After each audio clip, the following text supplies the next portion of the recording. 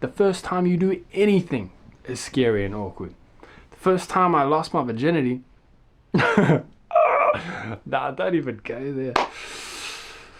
If you're not willing to be a fool, then you'll never try anything new. And if you never try anything new, you're never gonna grow. The willingness to be a fool is the precursor to transformation. The fool is an archetype. Okay, now what is an archetype? The definition is a very typical example of a certain person or thing. Okay, so for example, I could say, the lady at the grocery store today was a Karen. Immediately, a bunch of associations are gonna come to mind. Maybe middle-class woman, entitled, demanding. I want to speak to the manager. Maybe a little racist, bob cut. You get the picture. The name Karen has become an archetype or a symbol that represents those characteristics. We make sense of the world through stories, and all stories are comprised of archetypes. Okay, so the king, the lover, magician, the warrior, the bigger, the hero, the villain. I could merely say those titles and a number of associations would come to mind. Carl Jung actually considered archetypes as primitive mental images inherited from our ancestors. Like, these things are deeply embedded in us, which is partly why I think about like Harry Potter, Lord of the Rings, Game of Thrones, Hunger Games. What do they all have in common? You know, these were all massive franchises that took the world by storm. Everybody's seen those movies or read those books. Maybe not everyone, but you know what I'm saying. Why did those particular stories have such a massive effect on the world, right? We ate that up. We loved it. Remember Game of Thrones fever? In typical me fashion, I watched it like 3 years later, but I understand what the hype is about. The reason we gravitate towards these stories is because they are archetypal stories. They're the hero's journey. Okay, they reckon that there's two main stories: the hero's journey and the love story, the romance. This channel is not as much focused on the romance, but maybe we can delve into that too. I mean, that's part of the hero's journey also, right? We love a good romance. These series really struck a nerve with the culture because they're so relatable. Archetypes are deeply instilled in us. We can't help but relate to it. We understand it instantaneously. It doesn't require effort to see who's a hero and who's a villain. Because that battle of light and dark, that quest to achieve enlightenment or to achieve our goals, no matter who you are, it's captivating to you. We can all inherently understand that and relate to it because each of us are on our own quest in our own way.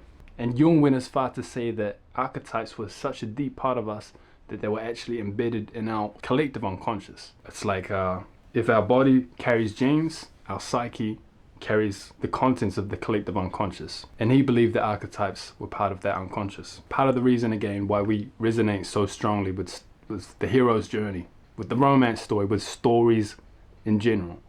We communicate with stories. Without stories, the world would be a pretty bland and boring place.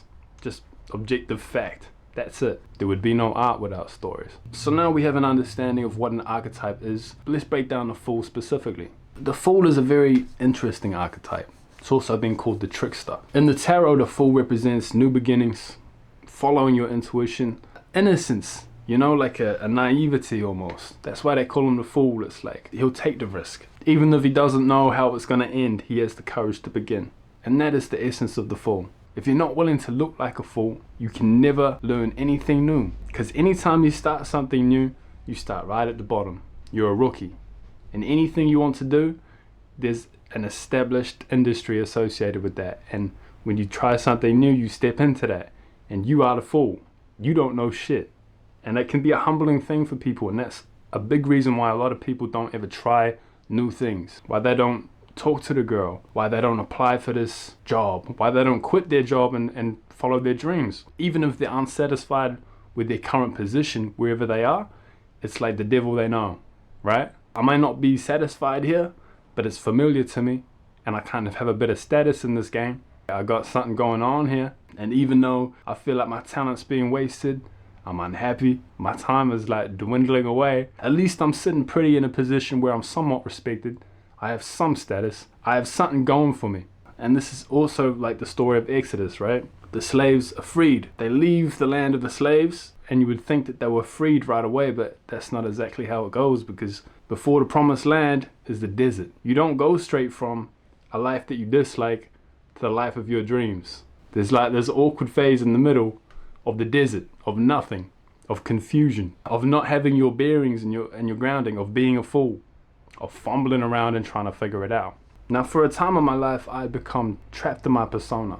At least like in my circle and in that particular age range, I looked from the outside like I had it made. In decent shape, known to be disciplined, dated beautiful woman. I've always liked nice things. I've always kind of dressed nicely. I didn't know how to fight back then, but you know, I was kind of solid built. I never really got tried, apart from when I looked for it, which is another story. And so it was an alright place to be. I was enjoying the unearned fruits of this persona or this reputation, right? Which to my credit, I don't know if I established it. I don't think I was faking heaps. I think a lot of the time people just assumed and then I just didn't deny it. You know, it's like, okay. The problem was there was a large gap between my persona and me. And there was a large discrepancy of competency. I wasn't that guy, but maybe people thought I was. I mean, you never actually know what people think. Maybe they just thought I was full of shit anyway. I'm sure plenty did. I'm sure plenty still do. I had all these dreams and aspirations, but in order to achieve them, I had to start towards them. I had to begin. And in order to begin, I had to be willing to be vulnerable enough to step out of this ego suit, off of this imaginary high ground, and be naked with the world. I had to show my real level of competence, expose my actual ignorance, and become willing to be perceived as a novice, to sacrifice what was for what could be. And what was just smoke and mirrors. It was fluff. It was fluff. And I give myself a hard time because I'm my own harshest critic. I'm sure there's like some goodness there, but like I was just lost, bro. Like it's one of those things you look back and you're like, I was lost and I was looking in all the wrong places to like fill this gap, you know. And to be fair also, I think this is not a particularly uncommon thing. In your early 20s, we're all kind of going through a version of this ourselves, right? We don't know who we are. We don't have it yet figured out, and that's okay. The thing is, the more important something is to us, the more we want it to be perfect. The more invested in an outcome we are, the more we want something. Like maybe you're an artist and you're afraid to put your work out there because you want to be the next Michelangelo.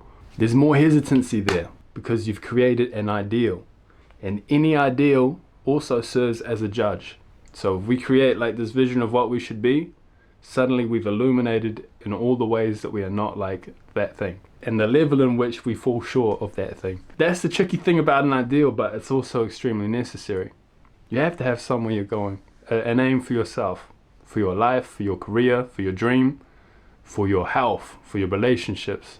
You have to have ideals. Goals. It's the first step of the process. It's where it all begins. This is where the hero's journey starts. But the payoff for that is now you have a judge. Now, rather than everything kind of being vague and foggy, and that would be nice, you can see it clearly. And when you can see it clearly, you know exactly when you're fucking off. So that's the price you have to pay. And that's a commitment in itself. The first time you do anything is likely to be two things, right? Scary and awkward. Think about the first time you go dating. My first date, oh Lord, it could not have been worse. There was this girl, and I won't say her name because she's floating about. Gorgeous girl. She was like that girl in the school. She's super bad. And still is, she's actually a model now. First date, took her to the movies. Rookie mistake. You don't take them to the movies because you need to talk to each other.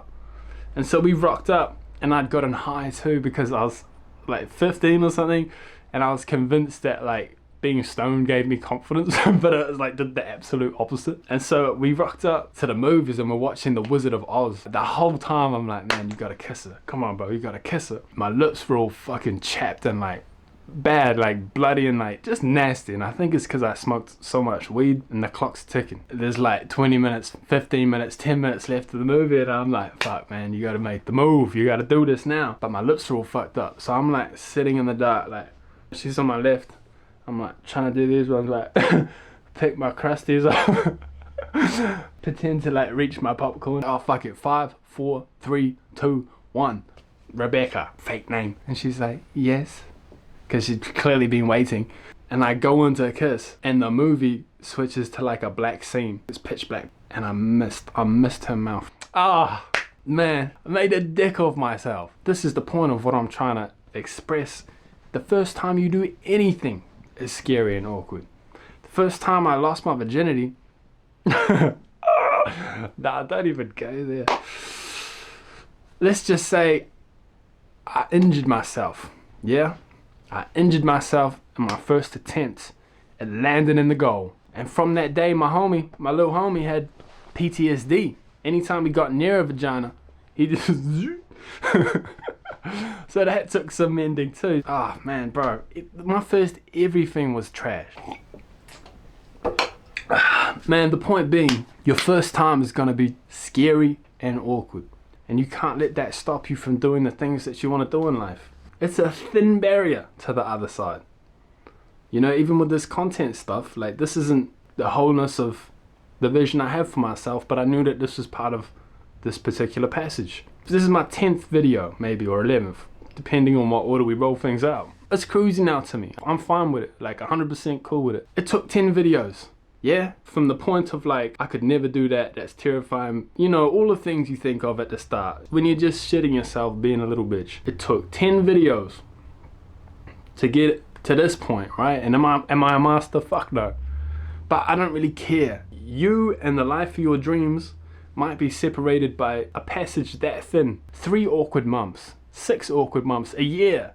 Shit, like 3-4 weeks. And some people were gonna live their whole lives in their little safe space, having never crossed that tiny channel to the life of their dreams. That's not to say that once you pass through it, you enter the world of your dreams, but the mental blocks are gone.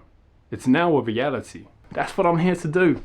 I want to guide you through that passage into the world out there where shit really goes down, where the magic happens. You don't come out the box an expert in anything, okay? And nobody does. The dude you admire, the woman who you're modeling your whole career off, they all started from ground zero. You have to have that awkward apprenticeship phase where you look like a dick, you feel like a dick, you're not sure if anything's gonna work. The people around you are watching you trying to figure it out, like David Attenborough watching the orangutan play with some sticks or whatever. Embrace that process. That's what we're here to do. And I'm doing that myself, and I'm sharing the journey with you. And anything I learn, I'll share with you. Because that's what it's all about, man. I want to make a fool of you. That concludes a brief overview of what the fool is, what that's about, why I think that's so important. The fool is the beginning of it all. Don't forget that. You have to be willing to be a fool if you ever hope to become the master. The quicker you get over your ego, the quicker you can make it happen. Get in touch. Don't forget to like, subscribe, flick that little bell. I will see you on the next one. Ka kite.